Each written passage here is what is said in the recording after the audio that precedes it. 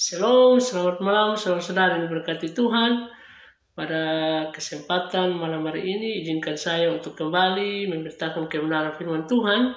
Dan sebelum kita mendengar kebenaran firman Tuhan, mari kita berdoa. Kita berdoa. Terpujilah Allah yang kami sembah, Allah yang hebat, dahsyat, ajaib, Allah yang tidak pernah berubah, dahulu, sekarang, sampai selama-lamanya. Tuhan, terima kasih untuk kesempatan sekali lagi kami untuk mendengar kebenaran firman-Mu. Layakan, kuduskan kami Tuhan, baik hamba yang akan berbicara kebenaran firman-Mu dan umat-Mu yang akan mendengar kebenaran firman-Mu. Tuhan berkati, Tuhan kuduskan kami, sehingga kami benar-benar kudus, sehingga tidak ada dosa yang menghalangi kami untuk menerima berkat firman-Mu. Tuhan Yesus, kuasai kami dari awal hingga selesai jam pemberitaan firman ini, agar benar-benar kami diberkati dan kami bisa menjadi pelaku firman. Ini doa dan permohonan kami, di nama Tuhan Yesus kami berdoa, haleluya, amin. Baik, shalom saudara-saudara diberkati Tuhan. Terima kasih karena telah memberi saya kesempatan sekali lagi, mau mendengar kebenaran firman sekali lagi, dan izinkan saya untuk memperkenalkan diri dulu, karena video saya yang pertama itu saya lupa memperkenalkan diri. Baik saudara, nama saya Boy Adu, saya seorang yang coba belajar untuk memberitakan kebenaran firman Tuhan. Dan pada hari ini saya akan mengambil satu topik yang berkaitan dengan murka Allah. Dan mungkin bagi sebagian orang, topik ini kurang enak didengar, topik ini tidak sesuai dengan apa yang mereka inginkan.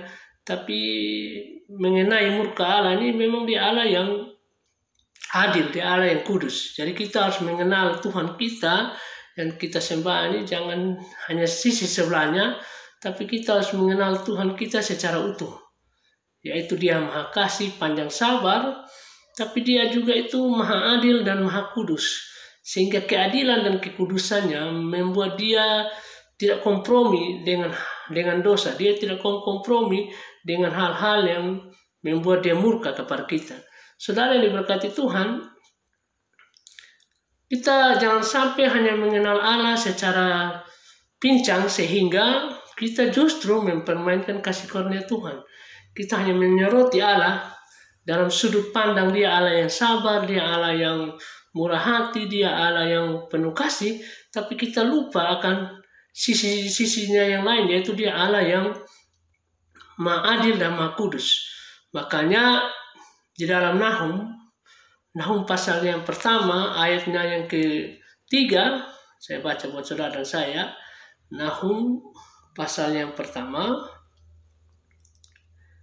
ayat yang ketiga, firman Tuhan berbunyi demikian. Tuhan itu panjang sabar dan besar kuasa, tetapi ia tidak sekali-kali membebaskan dari hukuman orang yang bersalah. Ia berjalan dalam puting beliung dan badai, dan awan adalah debu kakinya.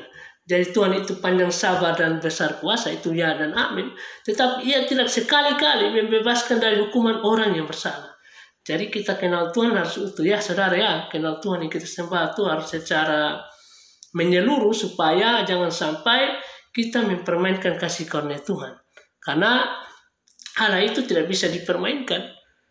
Apa yang kita tabur, itu yang kita tuai. Makanya dalam Galatia pasal 6, saudara, Galatia pasal 6, ayatnya yang ke-7, saya baca buat saudara dan saya. Galatia pasal 6, ayat yang ke-7, firman Tuhan berbunyi demikian. Jangan sesat, Allah tidak membiarkan dirinya dipermainkan.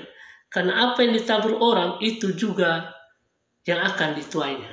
Jadi, karena kebanyakan orang hanya menyoroti sifat Allah yang penuh kasih, sifat Allah yang panjang sabar, sehingga mereka berpikir, oh Allah itu panjang kasih, Allah itu penuh kesabaran, sehingga mereka mempermainkan kasih karunia Tuhan.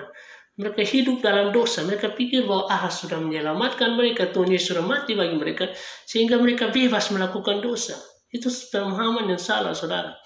Itu justru membuat Allah murka kepada kita, sesuai dengan tema yang kita baca tadi ya, atau tema yang akan saya bagikan buat saudara dan saya. Jadi kita harus kenal Allah yang kita sembah dengan secara utuh. Kita harus mengenal Allah yang kita sembah secara menyeluruh, supaya jangan sampai kita mengenal Allah secara pincang sehingga kita hanya menyoroti bagian bagian kesabarannya, bagian panjang kasihnya, sehingga kita lupa bahwa Dia Allah yang Maha Adil dan Maha Kudus. Jadi saudara yang diberkati Tuhan, sesuai dengan topik yang akan kita belajar pada hari ini, yaitu murka Allah. Di sini saya akan bagikan buat saudara dan saya, yaitu apa penyebab Allah murka kepada kita. Apa penyebab Allah murka kepada kita? Dan sudah pasti saya sudah singgung tadi, yaitu penyebabnya adalah dosa. Ya, firman Tuhan mengatakan upah dosa ialah maut. Dosa itu bukan berarti hanya dosa yang besar, tapi namanya upah dosa ialah maut. Mau dosa besar, dosa kecil, itu cukup membawa kita masuk neraka. Cukup membawa kita untuk kena kepada murka Allah. Makanya yang menyebabkan Allah murka yang pertama itu sudah pasti dosa.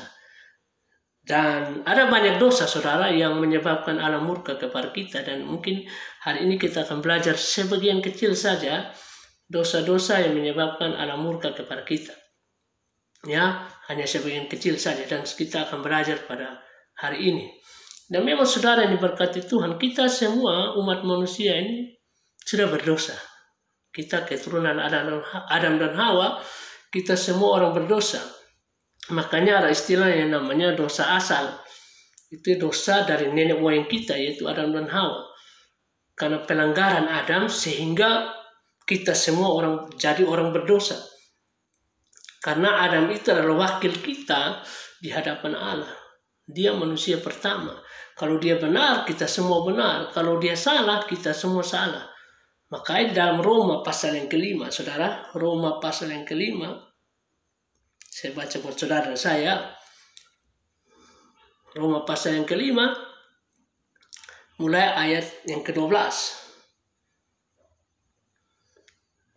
Demikian firman Tuhan.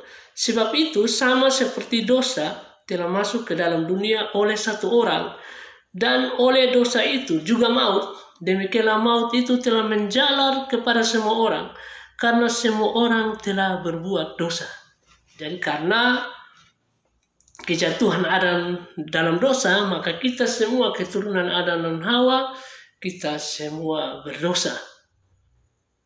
Kita tidak ada di waktu kejatuhan Adam dan Hawa, tapi kita juga mendapat bagian dalam dosa itu, karena Adam adalah wakil dari kita.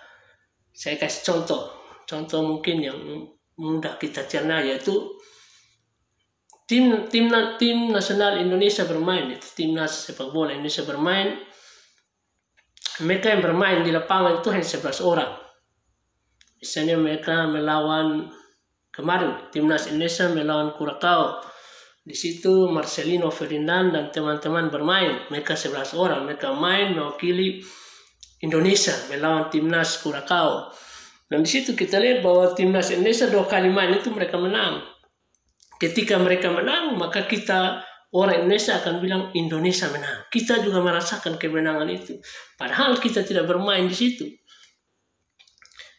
Jadi sebaliknya, misalnya mereka kemarin bermain dan mereka kalah, orang akan berkata Indonesia kalah, dan kita juga merasakan kekalahan itu. Sehingga ketika mereka menang, kita menang. Ketika mereka kalah, kita juga akan kalah.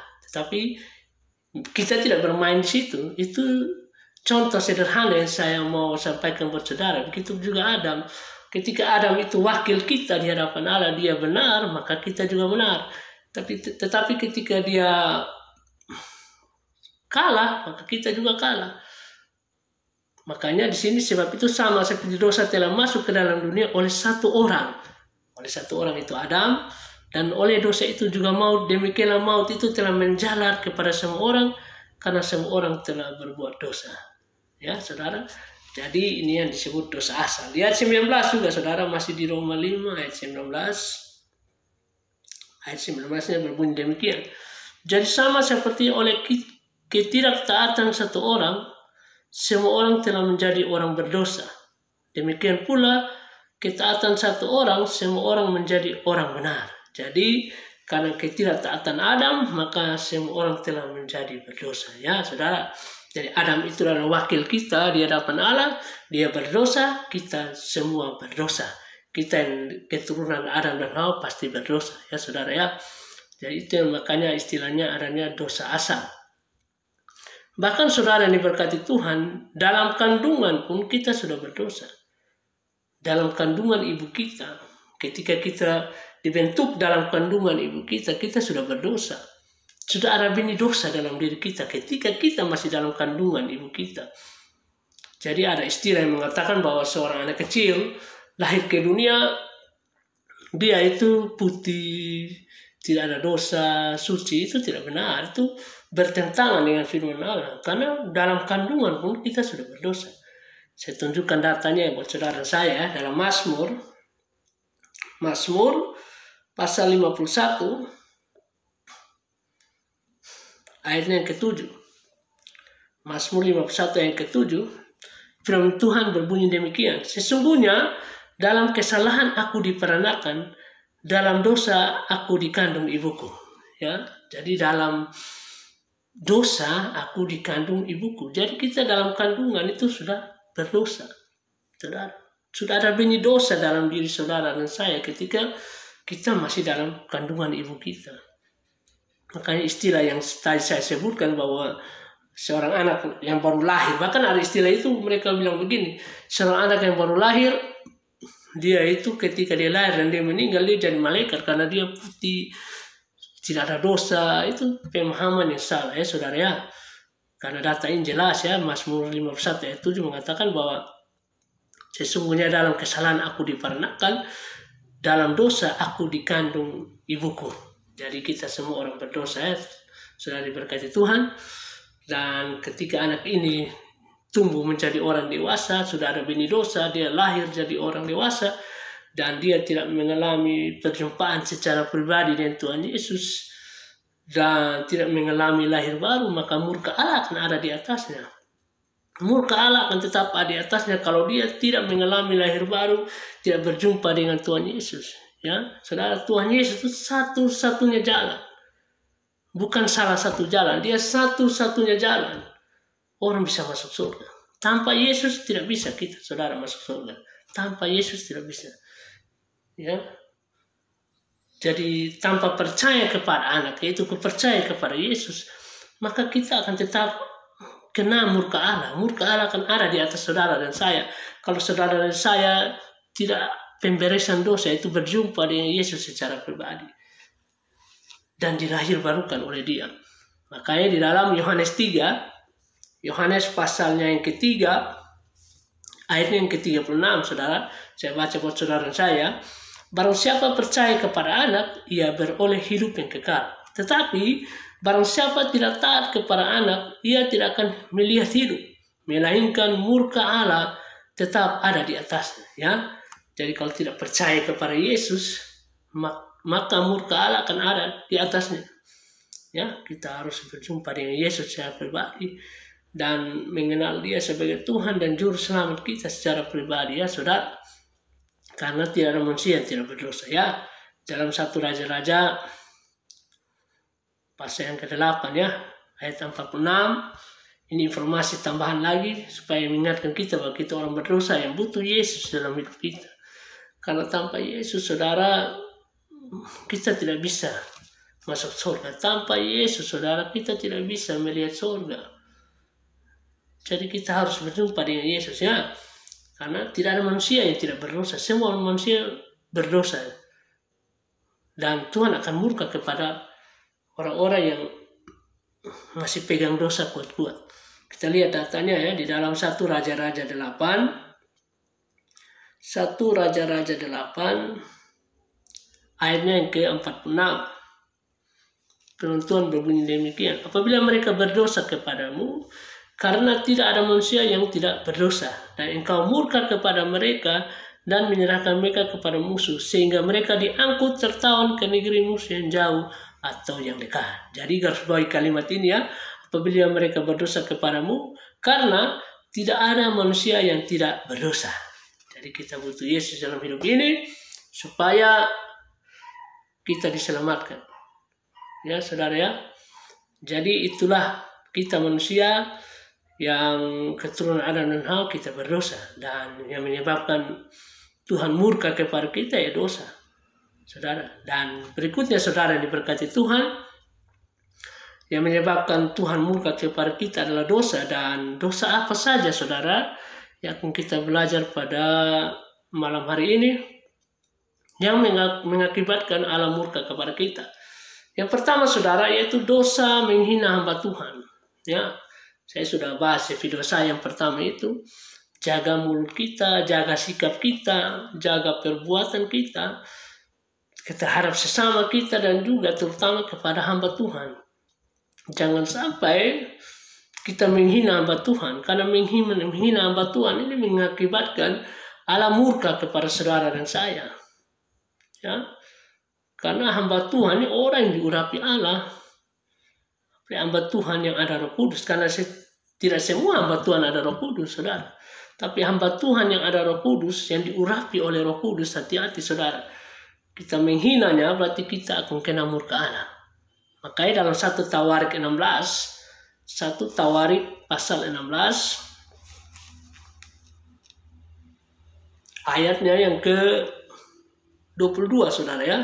Saya baca buat saudara dan saya. Jangan mengusik orang-orang yang kuurapi dan jangan berbuat jahat terhadap nabi-nabiku, ya. Jangan mengusik orang-orang yang kuurapi dan jangan berbuat jahat terhadap nabi-nabiku, menghina hamba Tuhan, bahkan melakukan kejahatan yang berat kepada hamba Tuhan. Hati-hati saudara, itu mereka diurapi Tuhan. Jaga sikap kita, saya sudah bilang tadi. Jaga kelakuan kita, hormat mereka ya. Karena kalau sampai kita tidak hormat mereka, kita menghina mereka, kita ngomong nama mereka di belakang-belakang, aduh bahaya saudara ya. Apalagi kita tidak tahu duduk berdiri persoalannya, kita ngomong seolah-olah kita paling tahu, itu paling bahaya. Saya sudah singgung di video saya yang pertama ya, kita harus mengekang lidah kita, apalagi menghina hamba Tuhan, tidak boleh. Ya, kita lihat datanya lagi ya, dalam 2 Tawarik pasal 36, 2 Tawarik pasal 36 ayatnya yang ke-16 saudara. 2 Tawarik 36 ayat 16, firman Tuhan berbunyi demikian, tetapi mereka mengolok-olok utusan Allah itu, menghina segala firman-Nya dan mengejek nabi-nabinya. Oleh sebab itu murka Tuhan bangkit terhadap umat-Nya sehingga tidak mungkin lagi pemulihan. Jadi orang-orang ini mereka mengolok-olok utusan Allah, menghina segala firman-Nya. Waduh, ini sangat jahat orang-orang ini ya saudara ya. Mereka mengolok utusan Allah, menghina firman, mengejek nabi-nabinya, dan murka Allah bangkit terhadap mereka saudara. Hati-hati ya. Saya ingatkan saudara dan saya juga ya, yang sampai kita menghina hamba Tuhan sehingga kita kena murka Allah. Allah itu panjang sabar, saya sudah singgung tadi kan dalam Nahum 1 ayat 3, tapi sekali-kali dia tidak membiarkan orang yang berbuat jahat, apalagi jahat kepada hamba-Nya. Hati-hati saudara. Ya. Dalam kasus ini saudara, dalam poin ini menghina hamba Tuhan juga sering kita dapati, saya sudah singgung di video saya yang pertama. Sering kita hadapi hamba Tuhan yang khotbahnya benar, tapi kelakuannya tidak benar. Itu bagaimana? Itu kan saya resing, tapi saya ingatkan lagi. Karena ini ada kaitannya dengan dosa menghina hamba Tuhan. Dan sampai ada orang yang, hamba Tuhan yang dia khotbahnya benar, kelakuannya tidak benar, kita ikut kelakuannya. Tidak boleh. Di sini Tuhan ingatkan kita bahwa kalau dia khotbahnya benar, sesuai firman, sesuai Alkitabiah, tapi kelakuannya tidak sesuai firman-Nya, jangan ikut kelakuannya, tapi khotbahnya tetap kita dengar. Itu kelihatan dalam Matius 23 ya. Matius 23 ayatnya yang pertama sampai ayat yang ketiga. Matius 23 saya baca buat saudara saya ayat yang pertama. Berkatalah Yesus kepada orang banyak dan kepada murid-muridnya. Katanya, ini Tuhan Yesus ajar kepada murid-muridnya bagaimana menghadapi orang-orang yang ahli Taurat dan Farisi yang mereka berkhutbah benar, tapi kelakuan mereka tidak benar. Ayat yang kedua, ahli Taurat dan orang-orang Farisi telah menduduki kursi Musa. Sebab itu, ayat ketiga, turutilah dan lakukanlah segala sesuatu yang mereka ajarkan kepadamu, tetapi Janganlah kamu turuti perbuatan-perbuatan mereka, karena mereka mengajarkannya tetapi tidak melakukannya. Ya. Jadi ini sudah saya pernah singgung di video saya yang pertama. Kalau ketemu hamba-hamba Tuhan seperti ini bagaimana? Mereka khotbahnya benar, tapi perbuatan mereka tidak sesuai dengan apa yang mereka khotbahkan. Ya, tetap dengar khotbahnya, tapi perbuatan mereka jangan diikut. Sesuai dengan Matius 3 ayat 23 ini. Matius 23 ayat 1 sampai 3 ini, sorry, sudah saya salah ngomong ya. Matius 23 ayat 1 sampai 3 ini, jangan ikut apa yang mereka ajarkan. Ya. Dan mungkin hamba-hamba Tuhan mendengar ayat ini dan mereka berkata, oh berarti kita khotbah saja, kelakuan kita tetap jahat, tidak apa-apa. Oh saudara, hati-hati. Anda akan kena murka juga kalau Anda seperti itu ya. Anda ajar kebenaran tapi Anda tidak melakukannya, hati-hati. Anda akan dapat celaka, saudara. Dan di sini Tuhan tegur keras orang-orang seperti itu. Ini di ayat 23 mulai 1 sampai 3 ya. Ini Tuhan ajarkan seperti itu. Tapi di ayatnya yang ke-16 dan 17 masih dalam Matius 23 ayat 16 dan 17 itu Tuhan Yesus kecam orang-orang ini. Tuhan kecam mereka dengan keras. Di ayat 16 Tuhan bilang, celakalah kamu hai pemimpin buta. Di ayat 17, hai kamu orang-orang yang bodoh dan orang-orang buta. Karena mereka ajar firman tapi tidak melakukannya. Apakah mereka lolos? Tidak. Mereka pasti juga karena murka Allah. Karena mereka ini tahu banyak. Orang yang tahu banyak dituntut banyak. Ya kan? Orang yang lalai melakukan pekerjaan Tuhan akan mendapat pukulan lebih banyak. Jadi hati-hati ya hamba-hamba Tuhan ya. Termasuk kita yang suka memberitakan firman ini, hati-hati.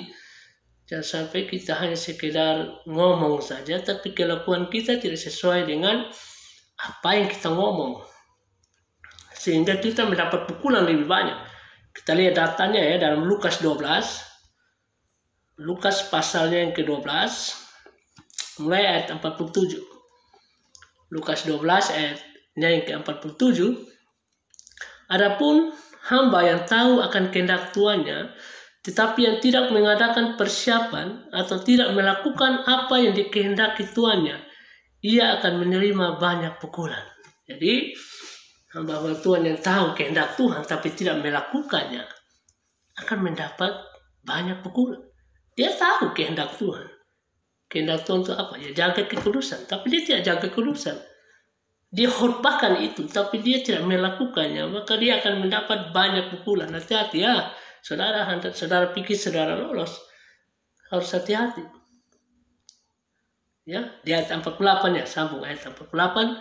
Tetapi barang siapa tidak tahu akan kehendak tuannya dan melakukan apa yang harus mendatangkan pukulan, ia akan menerima sedikit pukulan. Jadi ada yang mungkin tidak tahu, dia bukan seorang hamba Tuhan, tapi dia tidak melakukan kehendak Tuhan, ya dia mendapat pukulan sedikit. Tapi hamba-hamba Tuhan yang mengaku hamba Tuhan, tahu banyak tapi tidak melakukannya, akan mendapat pukulan yang banyak. Selanjutnya di ayat 48 selanjutnya, setiap orang yang kepadanya banyak diberi, daripadanya akan banyak dituntut. Dan kepada siapa yang banyak dipercayakan, daripadanya akan lebih banyak dituntut. Ya, jadi siapa yang diberi banyak akan dituntut banyak ya saudara. Jadi hamba-hamba Tuhan, kalau dengar Matius 23 ayat 1 sampai 3, yang sampai kita lalai ya, yang sampai kita main-main dengan ajar kebenaran, tapi kita tidak melakukannya, hati-hati. Kita juga tidak akan lolos dari murka Allah ya. Sudah diberkati Tuhan. Yang berikut saudara, ada beberapa data lagi yang menginformasikan kepada kita bagaimana Tuhan murka kepada orang-orang yang melawan hamba Tuhan, menghina hamba Tuhan. Yang berikut adalah bangsa Israel, saudara. Bangsa Israel ini mereka berkata melawan Allah, melawan Musa, dan mereka juga protes jalan Tuhan dan menghina berkat Tuhan. Jadi mereka ini bukan hanya menghina atau melawan Allah dan Musa, tapi mereka juga protes jalan Tuhan dan menghina berkat Tuhan. Kelihatannya di dalam Bilangan 21 Bilangan pasal 21 mulai ayat 4, saudara ya. Saya baca buat saudara dan saya. Bilangan 21 ayat 4. Setelah mereka berangkat dari Gunung Hor, berjalan ke arah Laut Tibereu untuk mengelilingi tanah Edom, maka bangsa itu tidak dapat lagi menahan hati di tengah jalan. Lalu ayat 5, mereka berkata-kata melawan Allah dan Musa, "Mengapa kamu memimpin kami keluar dari Mesir, supaya kami mati di padang gurun ini? Sebab di sini tidak ada roti dan tidak ada air, dan akan makanan hambar ini kami tidak muak."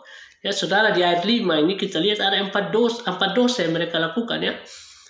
Bangsa Israel ini, yaitu melawan Allah.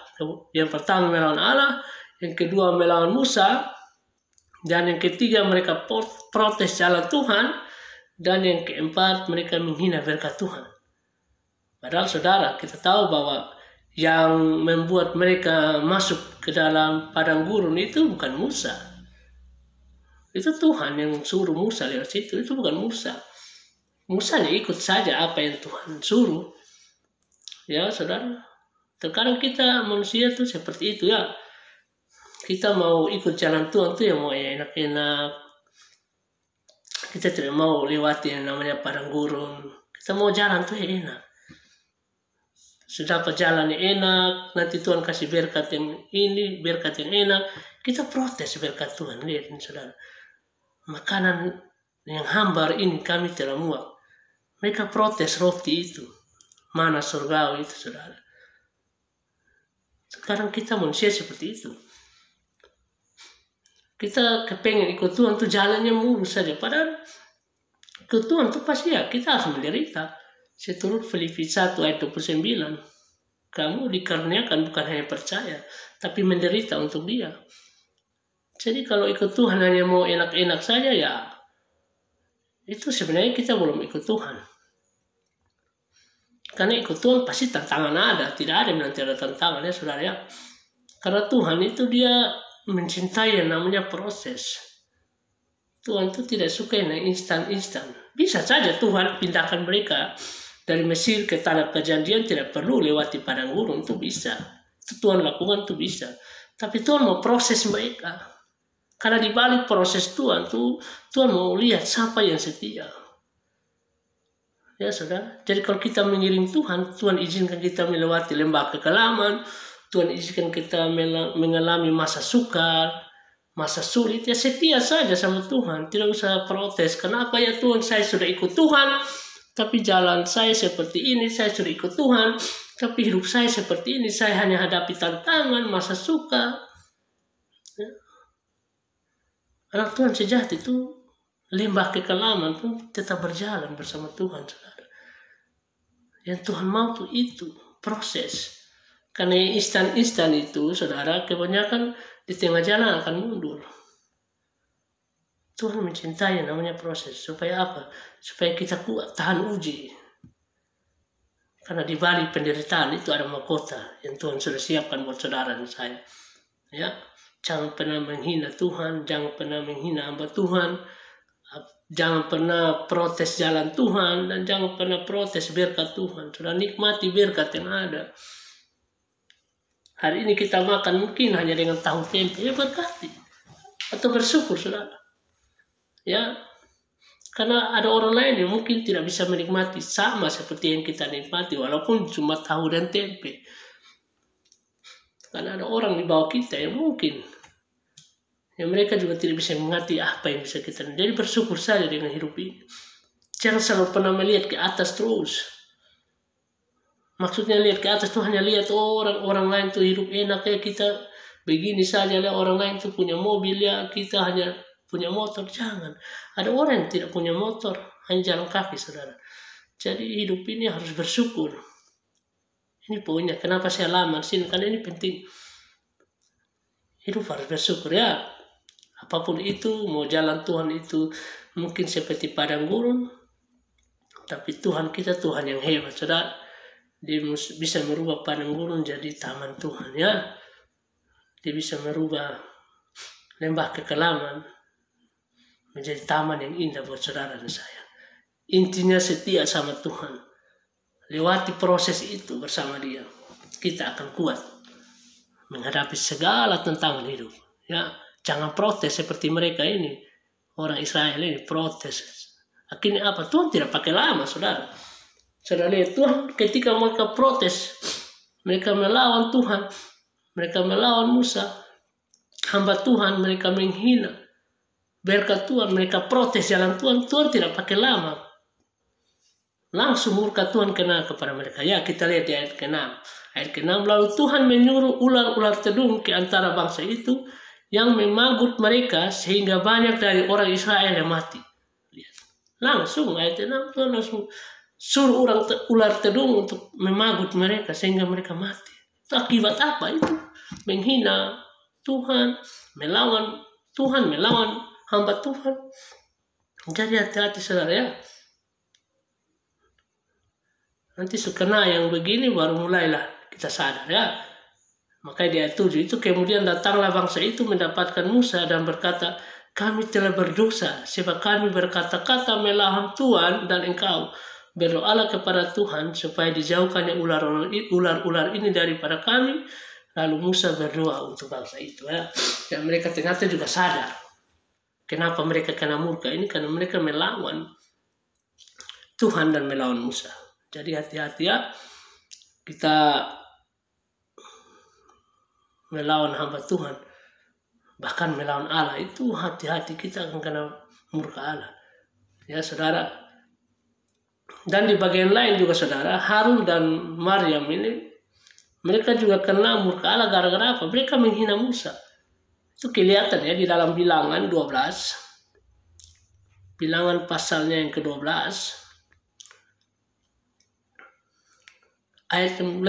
mulai ayat 8, saudara, ya. Bilangan 12 ayat 8. Berhadap-hadapan aku berbicara dengan dia terus terang, bukan dengan teka-teki, dan ia memandang rupa Tuhan. Mengapakah kamu tidak takut mengatai hambaku Musa? Jadi Harun dan Maryam ini, mereka mengatai Musa hamba Tuhan ini, sehingga Tuhan murka kepada mereka. Dia ayat 9, sebab itu bangkitlah murka Tuhan terhadap mereka, lalu pergilah ia. Ya, jadi hati-hati, ya. Ayat data-data ini mengingatkan saudara dan saya untuk jangan sampai kita menghina hamba Tuhan, mengatai hamba Tuhan yang benar, ya. Hamba Tuhan yang tidak benar dulu kita hormat dia, tapi ya pengajarannya tidak boleh kita ikut. Hormat tetap hormat, ya, saudara, ya. Hati-hati jangan sampai kita tidak hormat hamba Tuhan, kita menghina hamba Tuhan sehingga kita kena murka Allah, ya. Karena pemimpin-pemimpin itu tuh yang memimpin kita punya gembala, kita punya pendeta, itu mereka berjaga-jaga atas jiwa kita, ya. Makanya jadi hamba Tuhan tuh bukan pekerjaan yang mudah. Jadi seorang gembala itu bukan pekerjaan yang mudah. Sering Bapak Gembala ingatkan kita, kasih tahu kepada kita bahwa hamba Tuhan yang benar itu kalau jemaatnya 5, ya masalahnya 5. Jemaatnya 10, jemaatnya 20, ya masalahnya 20. Kenapa? Mereka berjaga-jaga atas jiwa kita.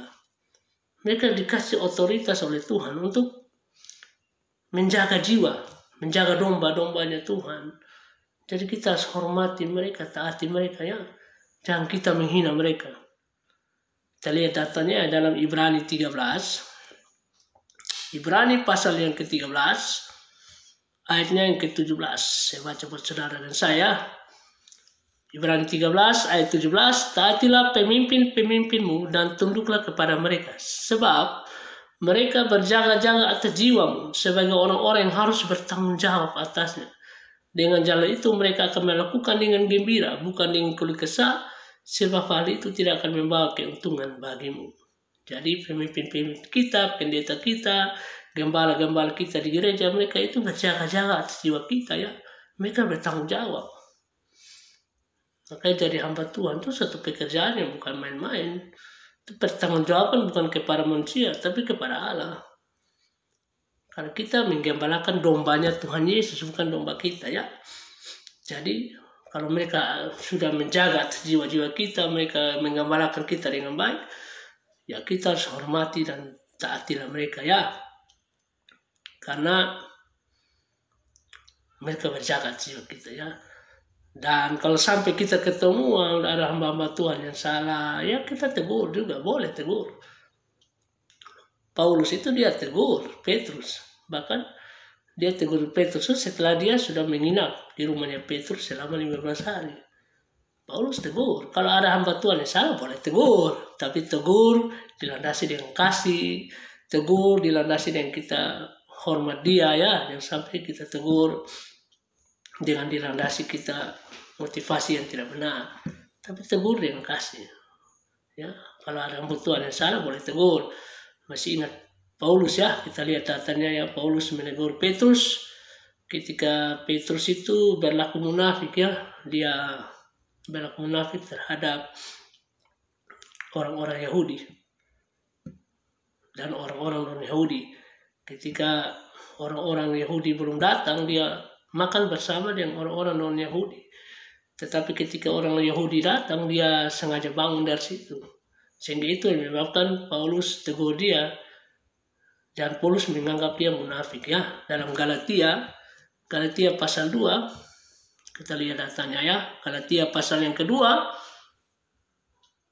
ayatnya yang ke 14. Galatia pasal 2 mulai ayat yang ke-11. Paulus bertentangan dengan Petrus. Tetapi waktu Kefas datang ke Antiokhia, aku berterang-terang menentangnya sebab ia salah. Jadi sebelum ini Paulus menginap di rumahnya Petrus selama 15 hari. Dan kalau kita lihat ini, apakah Paulus lihat itu Paulus jadi tegur juga tidak enak? Tidak mungkin. Paulus tahu bahwa ini salah, dia harus tegur. Dia 12 ya. Karena sebelum beberapa orang dari kalangan Yakobus datang, ia makan sejaman dengan saudara-saudara yang tidak bersunat. Tetapi setelah mereka datang, ia mengundurkan diri dan menjauhi mereka karena takut akan saudara-saudara yang bersunat. Ayat 13. Dan orang-orang Yahudi yang lain pun turut berlaku munafik dengan dia, sehingga Barnabas sendiri turut terseret oleh kemunafikan mereka.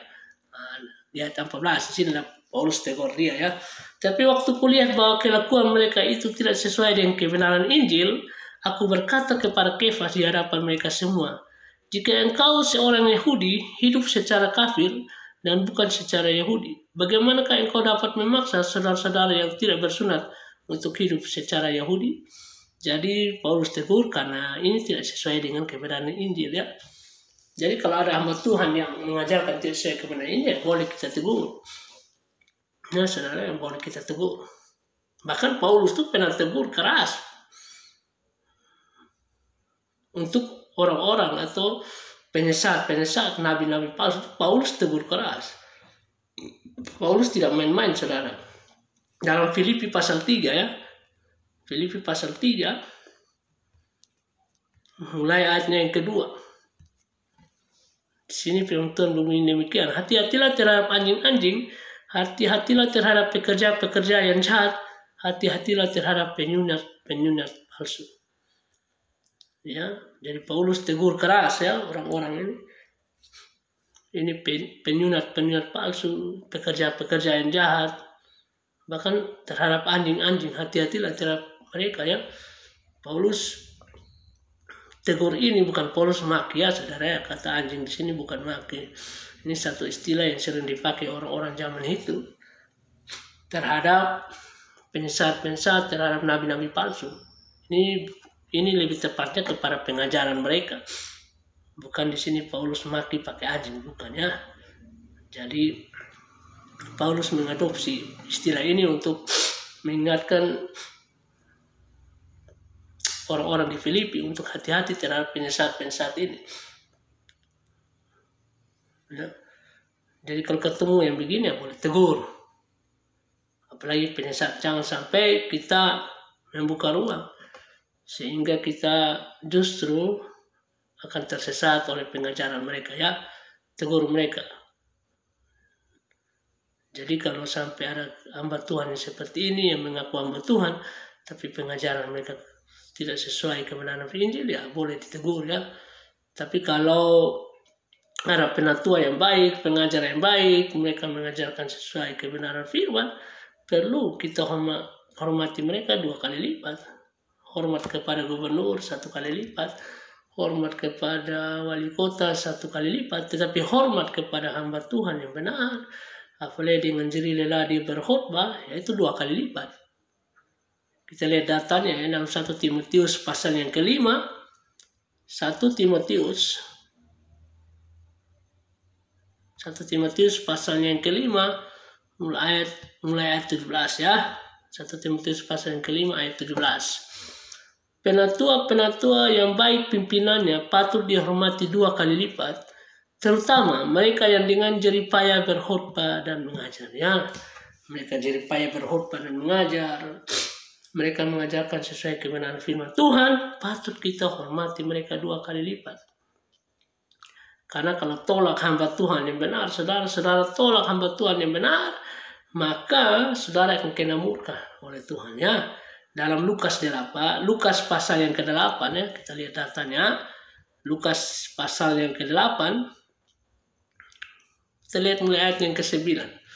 Lukas 8 ayat yang ke-9.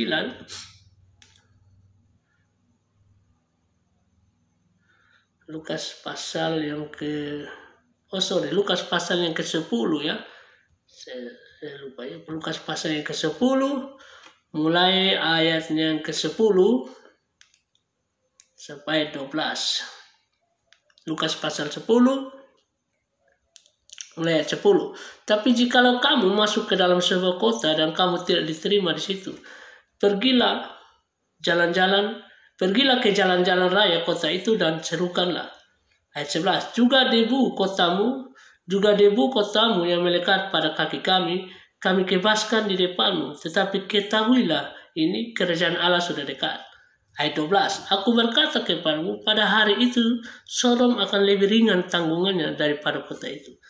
Jadi Tuhan Yesus ajarkan kepada murid-murid, dan ketika mereka masuk dalam satu kota dan orang tidak terima mereka, orang tolak mereka, maka bebaskan debu dari kakimu dan keluar dari kota itu. Tapi kota itu akan mendapat siksaan yang lebih daripada kota Sodom.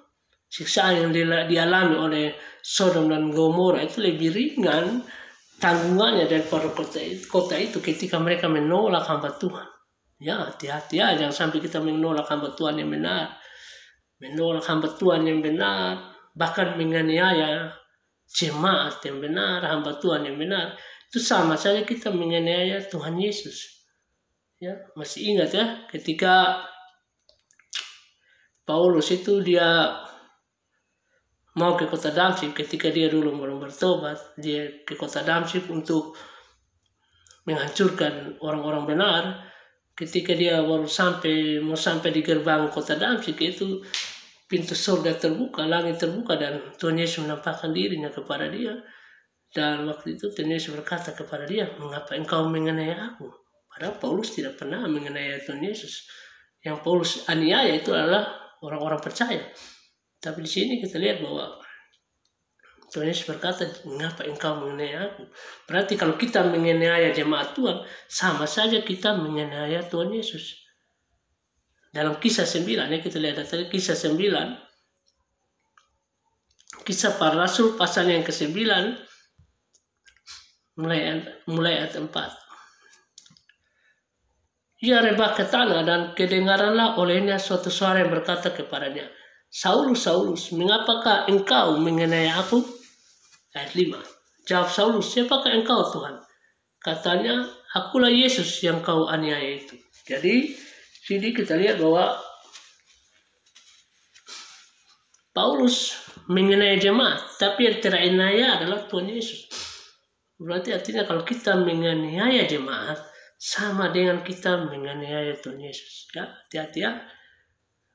Jangan sampai kita menyusahkan orang pilihan Tuhan ya. Orang-orang pilihan itu ada tanda Tuhan Yesus. Kita menganiaya mereka, kita menyusahkan mereka, itu kita akan kena murka Allah ya. Karena orang pilihan itu ada tandanya Tuhan Yesus ya. Saya ingatkan saudara dan saya, makanya di dalam Galatia pasal yang ke-6, Galatia pasal yang ke-6 ayatnya yang ke-17. Saya baca buat saudara dan saya. Selanjutnya, janganlah ada orang menyusahkan aku, karena pada tubuhku ada tanda-tanda milik Yesus. Ya, hati-hati saudara ya. Sampai kita menyusahkan hamba Tuhan, membuat hamba Tuhan itu menderita, sehingga kita yang kena murka Allah ya. Saya ngomong ini selalu pakai data, supaya kalau saudara bantah juga, saudara bantah firman, bukan bantah saya ya. Karena khotbah itu kan beritakan firman toh. Jadi ngomong apa harus ada datanya ya. Yang berikut saudara, yang pertama dosa yang menyebabkan murka Allah yang pertama adalah akibat kita menghina hamba Tuhan. Dosa yang kedua, dosa yang berikut ada yang kita akan belajar bersama. Apa yang menyebabkan Allah murka kepada kita itu dosa tidak hormat orang tua, saudara ya. Jadi buat anak-anak yang masih punya orang tua, buat kita yang masih punya orang tua, harus sayang orang tua ya, hormati orang tua, buat yang terbaik buat mereka ketika mereka masih hidup, buat mereka senang, cinta mereka. Jangan sampai kita tidak hormat orang tua, bahkan sampai level pukul orang tua, saudara. Itu hati-hati ya. Kita pukul orang tua itu di zaman perjanjian lama itu sangat berat hukumannya. Itu harus dihukum mati. Kita lihat datanya ya dalam Keluaran pasal 21. Keluaran 21. Saya baca buat saudara saya. Ayatnya yang ke-15. Keluaran 21 ayat 15. Siapa yang memukul ayahnya atau ibunya, pastilah ia dihukum mati. Ya, sering kali kita lihat di berita di TV, sering kali kita alami sendiri, mungkin tetangga kita atau orang-orang yang kita kenal, ada loh orang yang pukul orang tuanya. Ya. Pukul orang tuanya dia dihukum mati. Saudara pikir saudara lolos sekarang. Oh, ini kan perjanjian lama. Jadi sekarang tidak ada lain begini. Ya benar, tidak langsung dihukum mati seperti ini. Tapi kau tidak bertobat, kau tidak akan lolos, saudara. Kau mati, pasti kau masuk neraka. Orang tua itu adalah wakil Allah bagi kita di dunia. Mereka itu perpanjangan tangan Allah. Apalagi orang tua yang benar, yang ajar kebenaran firman, itu hati-hati ya. Jangan kita melawan atau sampai pukul dia. Itu bahaya, saudara ya. Bukan hanya pukul saja. Ini datanya adalah kalau kutuk orang tua, itu dihukum mati. Ada anak yang suka kutuk orang tuanya.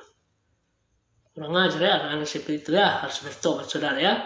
Ayat 17 dalam Keluaran 21 ayat 17. Siapa yang mengutuki ayahnya atau ibunya, ya pasti dihukum mati ya. Jadi jangan melawan orang tua. Saya ingatkan ya, lakukan yang terbaik ketika mereka masih hidup.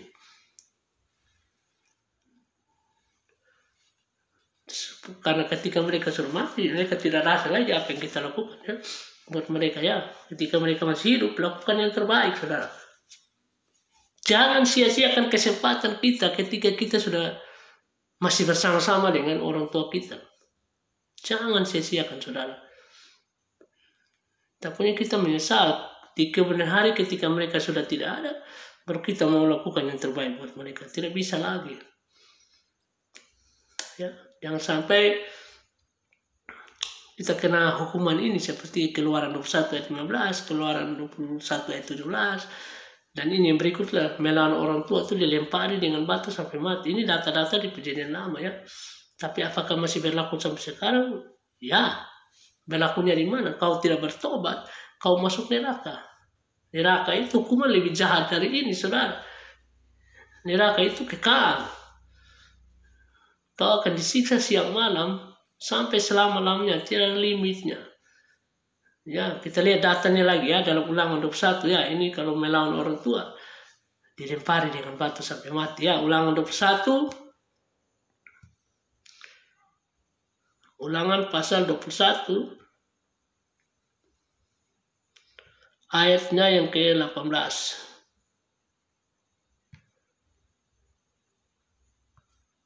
Saya baca buat saudara dan saya. Ulangan 21 mulai ayat 18. Apabila seseorang mempunyai anak laki-laki yang dekil dan membangkang, tidak mau mendengarkan perkataan ayahnya dan ibunya, dan walaupun mereka menghajar dia, tidak juga ia mendengarkan mereka. Ayat 19. Maka haruslah ayahnya dan ibunya memegang dia dan membawa dia keluar kepada para tua-tua kotanya di pintu gerbang tempat kediamannya. Ayat 20. Dan harus berkata kepada para tua-tua kotanya, anak kami ini dekil dan membangkang, tidak mau mendengarkan perkataan kami. Ia seorang pelahap dan peminum. Ya, ini anak bukan jago minum ya. Ayat 21. Maka haruslah semua orang sekotanya melempari anak itu dengan batu sehingga ia mati. Demikianlah harus kau hapuskan yang jahat itu dari tengah-tengahmu, dan seluruh orang Israel akan mendengar dan menjadi takut. Ya, jadi melawan orang tua, tukang mabuk, ya hati-hati ya saudara ya, bertobat ya. Kita semua mungkin pernah ada level seperti itu. Kita melawan orang tua, mungkin tidak secara fisik, tapi dengan tingkah laku kita membuat orang tua kita terluka. Kita bertobat ya saudara. Kita semua mungkin dalam kehidupan kita ya, kita pernah berada di hal seperti itu ya. Saya juga pernah menjadi seorang anak muda yang suka melawan orang tua. Saya juga dulu seperti itu, suka melawan orang tua. Dan saya sadar sekarang bahwa harus bertobat, itu tidak baik. Orang tua itu pasti ajar yang terbaik buat kita. Dia tidak mungkin ajar yang jahat. Mana ada orang tua ajar jahat kepada anaknya? Apalagi mencelakai anaknya, tidak mungkin. Pasti dia mau yang terbaik buat kita ya. Dan sekarang saya sudah jadi orang tua, jadi saya sudah tahu, oh dulu orang tua saya ajar saya itu maunya yang terbaik. Tapi terkadang kita anggap itu suatu hal yang tidak baik, sehingga kita melawan ya, bertobat ya. Kita jangan seperti itu lagi. Kita harus taat orang tua kita harus hormat orang tua kita, supaya kita bahagia dan panjang umur ya. Kita lihat dalam Efesus pasal yang ke-6. Efesus pasal yang ke-6. Efesus pasal 6 mulai 1 sampai 3.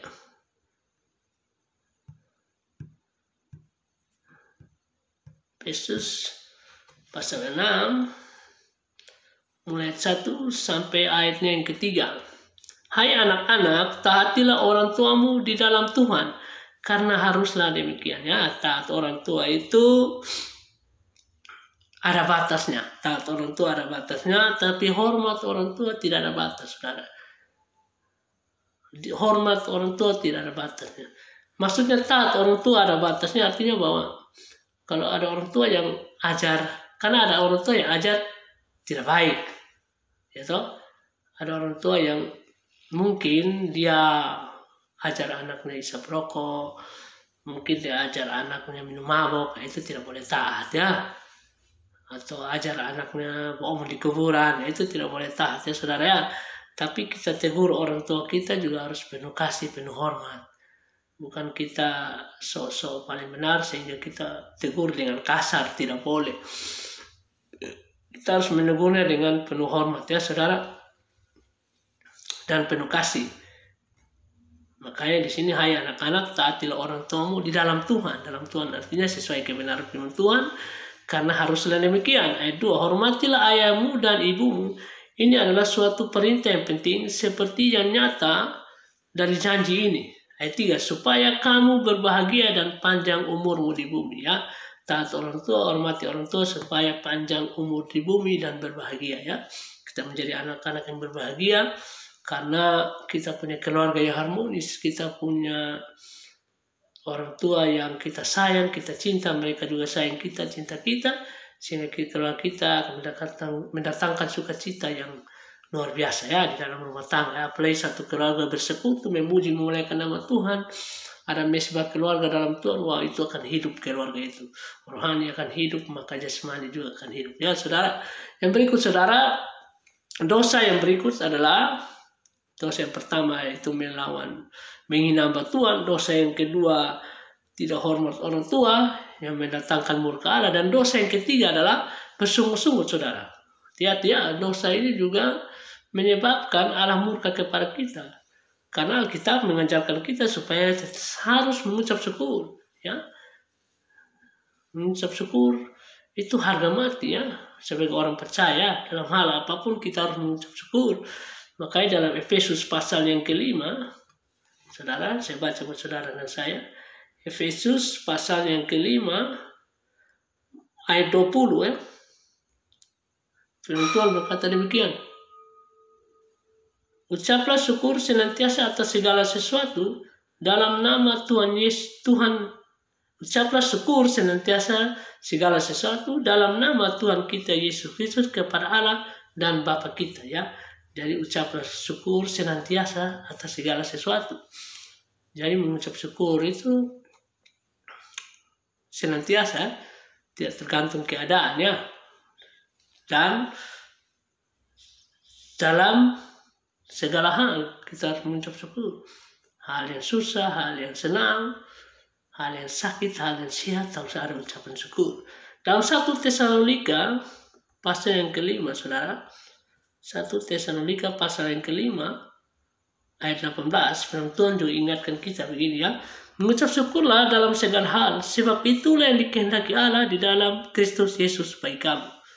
Jadi kita diingatkan untuk mengucap syukur, bukan bersungut-sungut ya. Karena lawan dari mengucap syukur adalah bersungut-sungut. Dan salah satu dosa yang menyebabkan Allah murka itu bersungut-sungut. Bangsa Israel itu mereka bersungut-sungut dan kena murka Allah. Bangsa Israel itu bangsa yang melihat mujizat luar biasa. Tidak ada bangsa yang melihat mujizat sebanyak bangsa Israel. Tidak ada. 10 tula itu mujizat. Kemudian tiang awan, tiang api itu mujizat. Laut terbelah itu mujizat. Tapi mereka bangsa yang melihat mujizat banyak, tapi mereka bangsa yang juga suka bersungut-sungut. Dan Allah murka kepada mereka ya. Kita lihat dalam Bilangan pasal yang ke-11. Bilangan pasal yang ke-11, mulai Bilangan pasal ke-11 ayat yang pertama. Di sini firman Tuhan berbunyi demikian. Pada suatu kali bangsa itu bersungut-sungut di hadapan Tuhan tentang nasib buruk mereka. Dan ketika Tuhan mendengarnya, bangkitlah murkanya, kemudian menyalalah api Tuhan di antara mereka, dan merajalela di tempat perkemahannya. Jadi mereka bersungut-sungut di hadapan Tuhan, kemudian murka Allah bangkit, dan menyala di hadapan mereka ya. Hati-hati, ini bangsa lihat mujizat, tapi wow, bersungut-sungut juga luar biasa. Jangan sampai kita seperti bangsa ini, bangsa Israel ini. Mereka melihat mujizat yang banyak, tapi diproses sedikit sama Tuhan mulai bersungut-sungut. Hati-hati ya saudara, kita tarik dalam kehidupan kita ya. Jangan sampai kita bersungut-sungut dan saling mempersalahkan. Istri yang salah, nanti istri bilang kita yang suami yang salah. Jangan ya, ada masalah apa-apa ya, kita sama-sama selesaikan dengan cara bagaimana ya. Sama-sama kita berdoa, minta pertolongan Tuhan. Kita sama-sama satu hati nyatakan ke dalam tangan Tuhan, dan biar Tuhan yang bekerja. Jangan sampai kita bersungut-sungut dan saling mempersalahkan. Maka kita akan kena murka Allah. Yakobus 5 pasal 9. Yakobus pasal 5 ayat yang ke-9, saudara. Yakobus pasal 5 ayat yang ke-9, Tuhan ingatkan ini ya. Saudara-saudara, janganlah kamu bersungut-sungut dan saling mempersalahkan. Supaya apa? Supaya kamu jangan dihukum. Sesungguhnya hakim telah berdiri di ambang pintu ya. Bersungut-sungut, saling mempersalahkan lagi. Aduh, hati-hati saudara ya. Saya bilang tadi ada masalah apa-apa ya, kita sama-sama selesaikan. Sama-sama kita bergandeng tangan berdoa mungkin ya. Itu lebih bagus, jalan terbaik ya begitu. Karena kita tahu bahwa Tuhan yang mengizinkan itu terjadi. Tuhan itu berkuasa, berdaulat atas semua kehidupan kita. Jadi ada masalah apa, ada tantangan apa, jangan pernah bersungut-sungut atau mempersalahkannya. Nanti kita kena murka Allah. Dan data lagi yang berikut ya, jangan sampai kita bersungut-sungut, karena pasti kita akan dibinasakan oleh malaikat maut. Dalam 1 Korintus pasal 10, 1 Korintus pasalnya yang ke-10, mulai ayatnya yang ke-10. Firman Tuhan berbunyi demikian.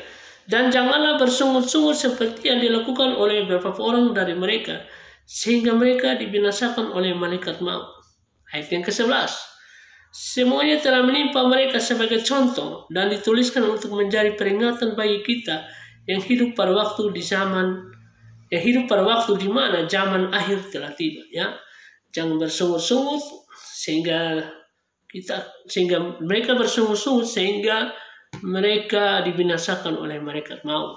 Dan peringatan itu buat saudara dan saya hidup di zaman ini. Jangan sampai kita bersungut-sungut sehingga kita kena murka Allah.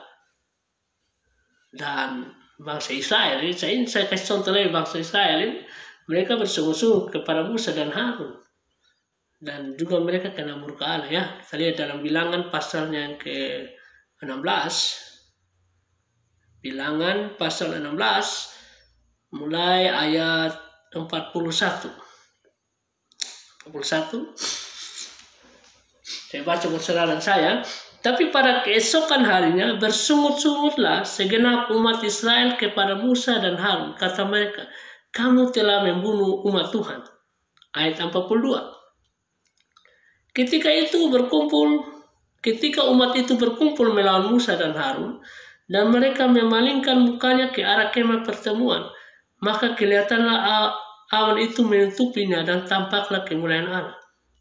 Jadi mereka bersungut-sungut kepada Allah, dan di kemah pertemuan itu kelihatanlah awan itu menutupinya.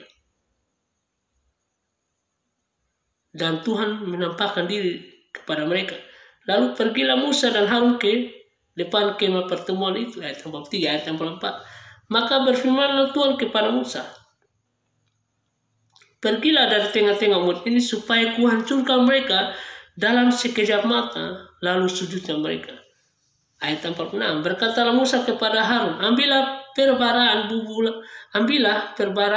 bubula api ke dalamnya dari atas mezbah dan taruhlah ukupan, dan pergilah dengan segera kepada umat itu dan adakanlah perdamaian bagi mereka, sebab murka Tuhan telah berkobar dan tulah sedang dimulai. Jadi mereka bersungut-sungut sehingga Tuhan akan menulahi mereka dengan segera. Di ayat 47. Maka Harun mengambil perbaraan seperti yang dikatakan Musa, dan berlarilah ia ke tengah-tengah jemaah itu, dan tampaklah tulah telah dimulai di antara bangsa itu. Lalu dibubuhnyalah ukupan, diadakannya perdamaian bagi bangsa itu. Ayat 48, ketika ia berdiri di antara orang-orang mati dan orang hidup, berhentilah tulah itu. Jadi itu Musa dan Harun, ya saudara. Kalau tidak, mereka akan kena murka Allah akibat bersungut-sungut ini, saudara. Hati-hati, ya. Mungkin bagi sebagian orang sepele sekali, ya, bersungut-sungut ini. Mereka menganggap bersungut-sungut dosa yang biasa. Tapi hati-hati, saudara. Allah bisa dan sangat tidak kompromi dengan dosa yang namanya bersungut-sungut. Dan kita sudah baca datanya tadi, ya saudara, ya. Allah sangat murka kepada orang-orang yang bersungut-sungut. Dan itu dosa yang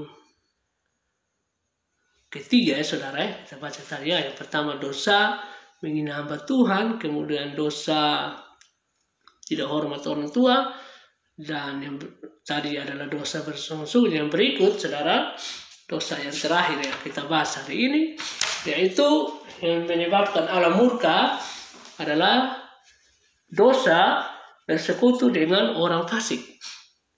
Ya, itu dosa bersekutu dengan orang fasik juga bisa kena murka Allah. Kita lihat, ya, dalam 2 Tawarik 19 mulai ayat 1 dan ayat 2. 2 Tawarik 19.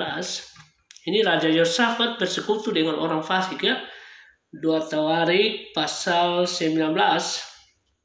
Saya baca buat saudara dan saya.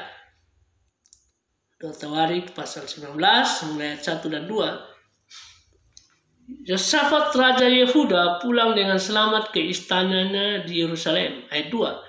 Ketika itu Yehu bin Hanani pelihat itu pergi menemuinya dan berkata kepada Raja Yosafat, sewajarkah engkau menolong orang fasik dan bersahabat dengan mereka yang membenci Tuhan?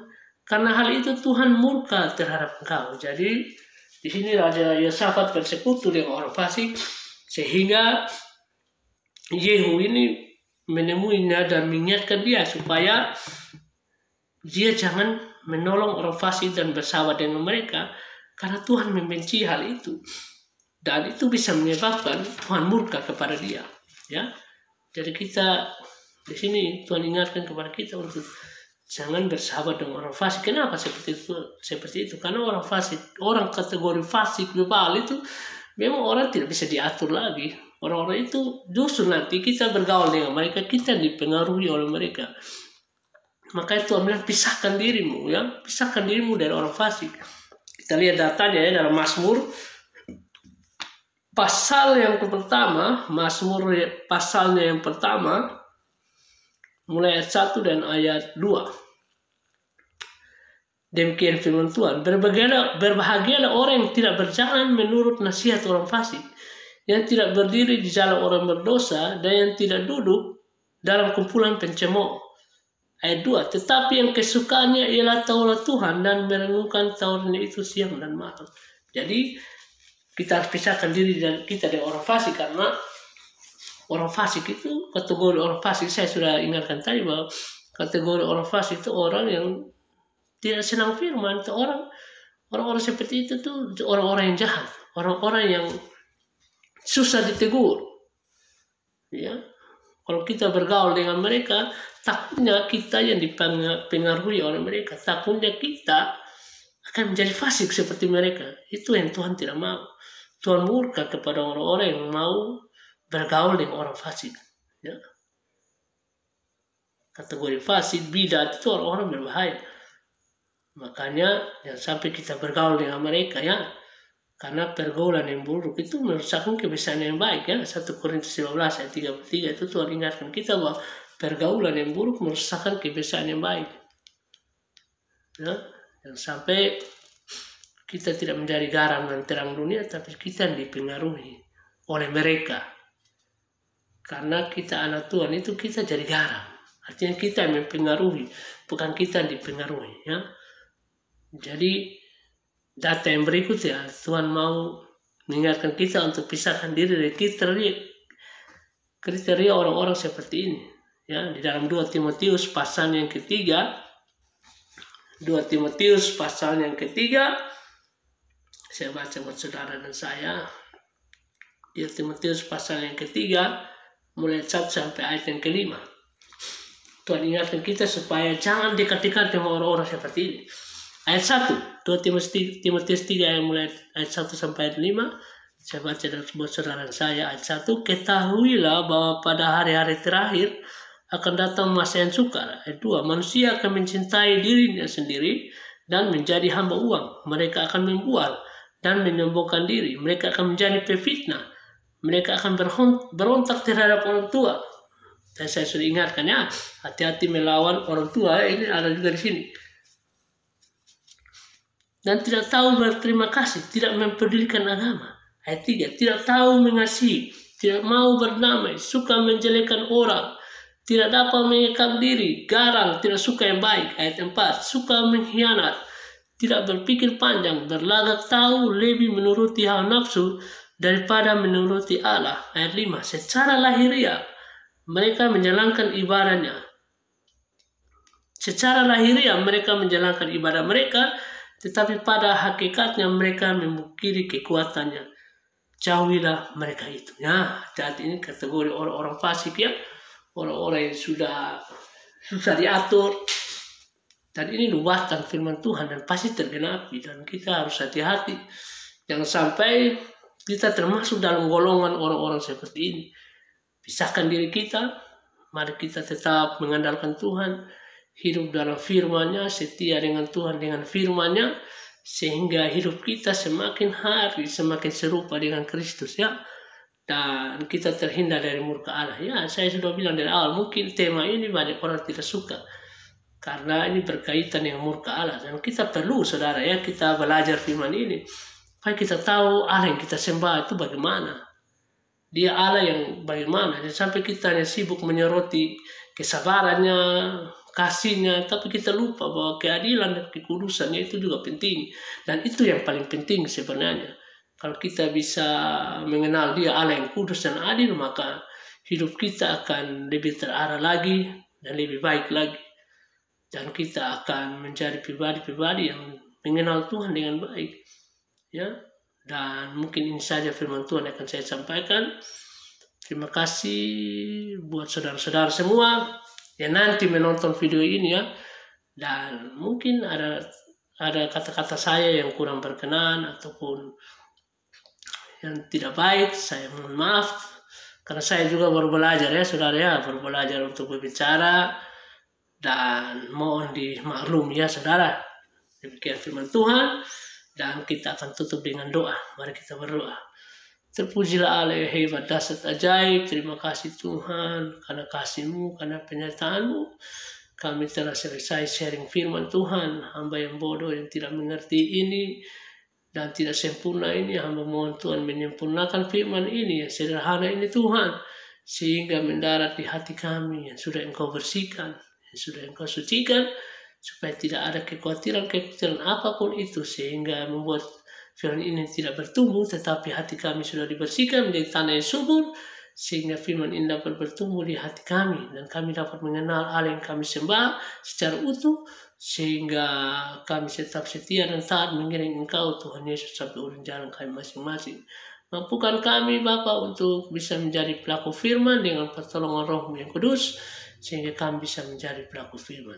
Ini doa dan permohonan kami Tuhan Yesus, demi nama Tuhan Yesus kami berdoa, haleluya, amin.